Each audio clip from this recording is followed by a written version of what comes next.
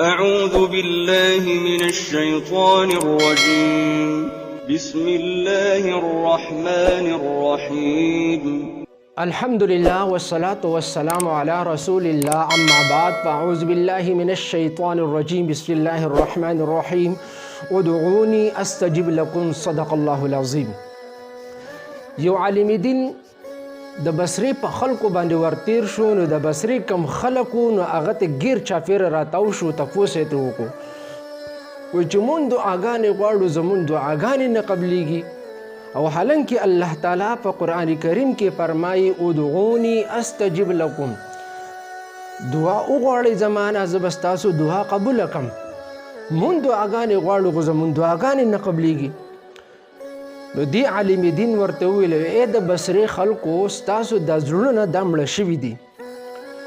نو خلکو تعجب وکړو چې آخر څه وجه را چې زمونږ زړونه دا مړه دي او مونږ دعاګانې غواړو زمونږ دعاګانې نه قبلیږي.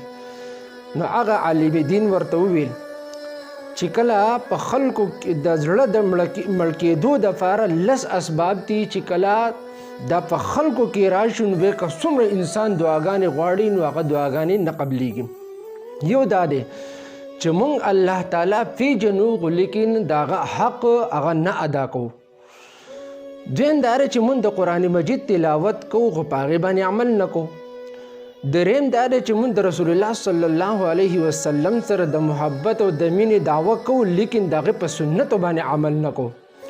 او څلورم دا دی چې مونږ د جنت ته د داخلېدو دعوه کوو لیکن د هغې دپاره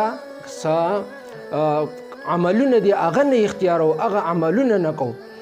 او څلورم نمبر دا دی چې مونږ د شیطان سره د دشمنۍ دعوه کوو چې زمونږ شیطان زمون دشمن دی، مونږ د هغې سره دشمني کوو، د هغې دعوه کوو مونږ لیکن مونږ د هغې اطاعت کوو.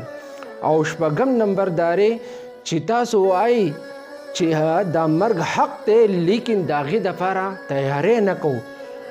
اوم نمبر دا دی چې مونږ د خلکو په عیوبونو پسې ورپسې شوي یو، خلکو عیوبونه تلاش کوو لیکن خپل ځان کې چې کوم عیوب دي هغه مونږ د هغې خیال نه کوو. او نهم نمبر دا دی چې تاسو مړه خلک هغه دفن کوئ لیکن د هغې نه عبرت نه اخلئ. او لسم نمبر دا دی چې تاسو د الله تعالی نعمتونه بېشماره نعمتونه هغه استعمالوئ لیکن د هغې شکر نه وباسئ. نو په دې په وجه باندې زمونږ زړونه دا سخت دي او دا زړونه مړه دي. نو که هر څومره مونږ دعاګانې وغواړو نو مونږ الله تعالی دا دعاګانې نه قبلوي.